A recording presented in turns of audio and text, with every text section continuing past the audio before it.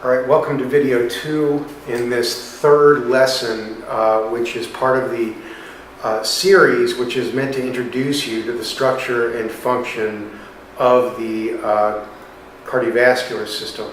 And once again, I will remind you, particularly with this video, where we're going to start to talk about more advanced topics. Don't panic if you don't understand all of this, and don't spend a great deal of time studying it. Just watch the video and become exposed to most of this information, and only concentrate upon the topics, really concentrate upon the topics that I listed at the very beginning of the very first lesson in this series, okay? There's a lot here. We'll get to the details. We'll get to the point where I expect you to actually remember it all. But I just want you to I want to know that you've been exposed to it when I talk to you in class, all right? If it's obvious you watch the videos, you're good, all right? So the autonomic nervous system actually has two branches, the parasympathetic and the sympathetic branches, okay? The parasympathetic side that is supplying the heart is really through the vagus nerves. And the vagus nerves innervate the SA node, which we described in an earlier lesson in this series, and the AV node, which sits in between the atrium and the ventricle, and then it innervates the atrium as well. And it releases acetylcholine, as you will find the parasympathetic nervous system does as a general rule, well, not as a general rule, always. It innervates these structures. Now on the sympathetic side, it innervates those structures as well, and in addition to that, it innervates the ventricle, and in the heart it releases norepinephrine, which binds to receptors and evokes a response, okay? As you're going to find out, the responses here are tuned to regulate mean arterial pressure, okay? And so when your body needs more cardiac output to maintain blood pressure, or when it needs less, that's when these branches respond, okay? Norepinephrine, NE, binds, and epinephrine, which is released from the adrenal medulla, they bind to beta-adrenergic receptors. Beta-adrenergic receptors are what we call G protein-coupled receptors. They're mostly beta-1, okay? On the parasympathetic side, we've got the release of acetylcholine. In the heart, acetylcholine binds to M2 muscarinic receptors. These are also G protein coupled receptors, and as we'll find out momentarily, they're different G proteins, okay? So, the sympathetic nervous system effects on the heart. We have a positive chronotropic response. Okay, that means increased heart rate. So your sympathetic nervous system increases heart rate. Whenever your body needs more cardiac output, it wants to increase heart rate, it does it by activating the sympathetic side of the autonomic nervous system and upping what we call the sympathetic tone. Okay? Positive inotropic effect, that means you increase the contractility of the cardiac muscle. That means you make it contract with more force. When cardiac muscle contracts with more force, that increases stroke volume and that increases cardiac output, okay? It shortens the AV nodal delay. That means it increases the action potential conduction velocity through the AV node. So you want your action potential to conduct as fast as possible through the heart when your heart rate is up, because you want the contractile response to take place quickly. Okay, because before you know it, that heart's going to need to relax and get ready for the next beat. And so you want the action potential to get through to the ventricle quicker when that happens. And we'll go into enormous detail on that later on. And you get an increase in SR calcium pump activity. What that actually does two things. I just described to you in an earlier video that you accumulate calcium in the SR, and that calcium is released during contraction. So more calcium in the SR, meaning more calcium accumulated in the SR by the SR calcium pump means more release, which means higher force of contraction. And it also means that you get that calcium out of the cytosol quicker, which means you can relax your muscle quicker. okay, which we definitely want when we have a higher heart rate, when we have to get ready for that next beat quite a bit quicker, okay? Decreased myofilament calcium sensitivity. Again, we'll go over this again, but this is something that happens when you increase the heart rate, and it doesn't make much sense because you're thinking, I want the heart muscle to contract more, so I want to generate more heart force. Wouldn't that mean you'd want your myofilaments to bind more calcium to get more force? The answer to that question is yes, but you're increasing the calcium released from the SR so much that this doesn't matter. The force of contraction still goes up. So your next question is, okay, well then why do I want to decrease the calcium sensitivity at all? What the decrease in calcium sensitivity does is it causes your myofilaments to release calcium quicker. So that calcium unbinds, and that means your myofilaments will relax faster or get ready to relax faster. And so you increase your rate of relaxation by decreasing the myofilament calcium sensitivity. And that's why you do that. It's all wrapped up in this increase in heart rate and getting that heart ready to beat again more quickly. Okay? And you shorten your action potential duration. That will allow this muscle to relax quicker as well, okay? And shorten contraction duration, which is what a lot of that is tuned to, all right? All right, so this is how it all works. Again, you get norepinephrine released from the sympathetic nervous system, or epinephrine released from the adrenal medulla. They bind to the beta adrenergic receptor, beta 1. That activates a G protein, GS. S stands for stimulatory because it stimulates adenylyl cyclase. Adenylyl cyclase converts ATP to cyclic AMP. So this is a second messenger system that you're going to run into a lot. I'm introducing it here.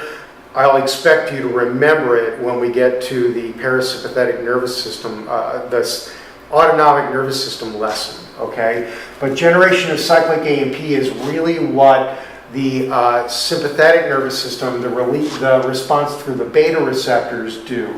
Cyclic AMP usually acts to activate PKA. So most of the time, this is also a part of the standard second messenger system response as well. And then PKA phosphorylates various target proteins in your cell. And in the case of cardiac muscle, we have a number of channels that are activated by phosphorylation by protein kinase A or by cyclic AMP. Okay, this is the voltage-gated calcium channel, also called the L-type calcium channel in cardiac muscle. This is a pacemaker channel. The more active this channel is, the higher your heart rate. So what this channel does is it opens during that phase of the SA node action potential that I showed you in an earlier lesson, where the SA node, the resting potential, it's not really resting, is gradually rising, and then it eventually hits a threshold and you throw an action potential. The faster that rise takes place, the quicker you hit action potential and the more beats per minute you get. The more active this channel is, the faster that rise is and the faster your heart rate is. So activation of a pacemaker channel increases your heart rate. And we have a potassium channel here, which causes your voltage to come, your plateau to end and your voltage to get back down to rest at the end of that ventricular action potential. So when this is open, you'll shorten your action potential duration.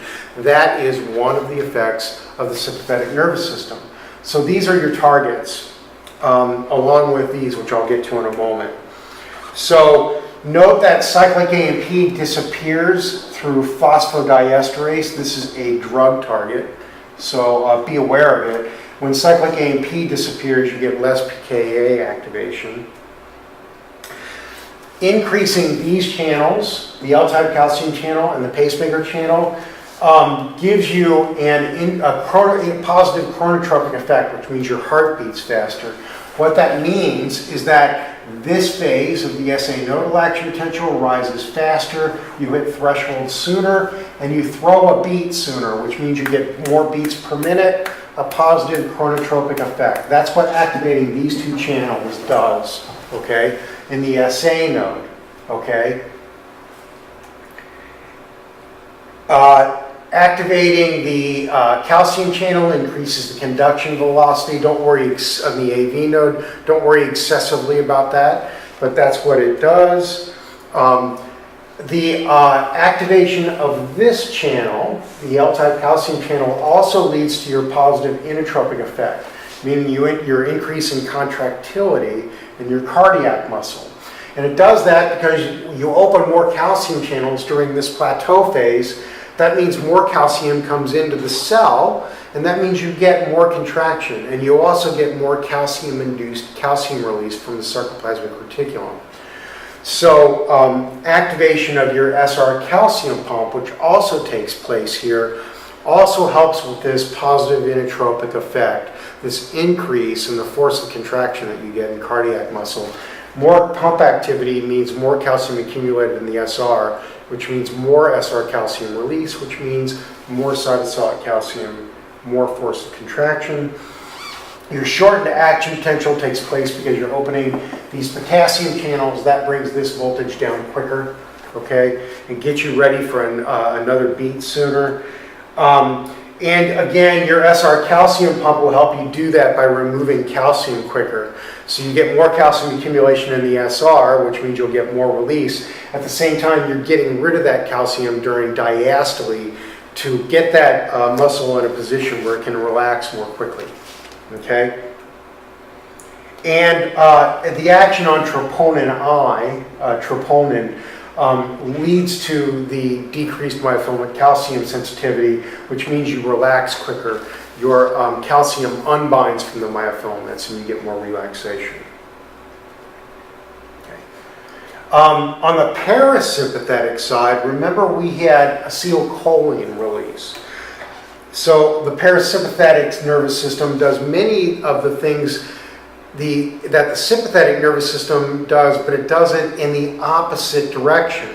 So we had a positive chronotropic effect with activation of the sympathetic nervous system. Activation of the parasympathetic nervous system decreases the heart rate. So when your body thinks that the heart rate is too high, it will decrease the heart rate by activating the parasympathetic side of this nervous system. At the same time, it will give you less sympathetic tone, less sympathetic activation. It will increase the activation on the parasympathetic side, and that will decrease the heart rate. You will get a decreased action potential conduction velocity. This is the opposite of the sympathetic side. And you will get a decreased force of contraction in the atrium. Remember, this parasympathetic nervous system only innervates the atrium, not the ventricle, okay, and the SA node and the AV node, okay. So we have acetylcholine. It binds to our M2 receptor, and again, this is a G protein coupled receptor, but it activates a different G protein. This is GI. In the sympathetic nervous system with the beta receptor, it was GS, stimulatory. GI stands for inhibitory, so you might guess GI inhibits adenylyl cyclase. So whereas the sympathetic side increased the activity of this enzyme, the parasympathetic side decreases the activity of this enzyme, which is why it does the opposite of the sympathetic nervous system. So typically what will happen is you'll decrease sympathetic tone, you'll increase parasympathetic tone, and that will combine to decrease the adenylyl cyclase activity. That will decrease cyclic AMP and decrease the activity of pKa, which means that all those targets that I showed you on the last slide, their activity goes down, which causes the opposite effect of the sympathetic nervous system. And in addition, we open an additional potassium channel in the SA node, and that additional channel will help slow your heart rate, okay? So this is the two sides of this system operating in the heart. We have the sympathetic side where you're activating the beta-1 receptor. We have the parasympathetic side where you're activating the M2 muscarinic receptor. They come together to regulate cyclic AMP. This one makes it go down, this one makes it go up.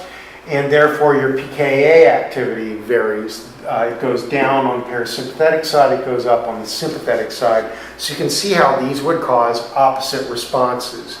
Now, the one other thing to remember about this system is that each side of this system is always active. There is always some parasympathetic activity.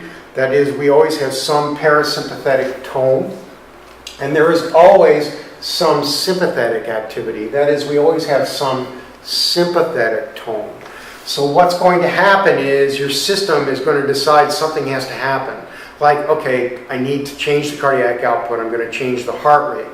And so if it wants to decrease heart rate, it's going to do two things at once. It's going to decrease sympathetic tone, which will cause, for lack of a better way to put it, less of a positive chronotropic effect. And it's going to increase parasympathetic tone, which has the effect of causing the heart rate to drop. So by increasing this side and decreasing this side, you get a net decrease in heart rate, okay? And that's typically how it works. But it doesn't work like a light switch. What you're doing is you're turning up the volume on one side, turning this volume up to 11, and turning this volume down to 3, okay?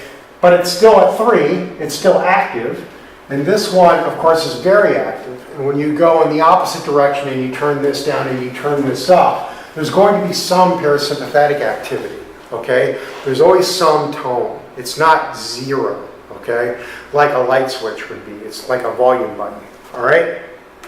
All right, that's all I've got for this video, the introduction to the autonomic nervous system. There was a lot there. Don't sweat the details. Just remember what the sympathetic nervous system, kind of what it does, and what the parasympathetic nervous system does, and how they interact. Know what the autonomic nervous system is. Know, it should be obvious. You watch this video. If it is, you're fine. All right. Don't sweat it. Don't panic. All right. I'll see you guys in the last video of this lesson when you're ready.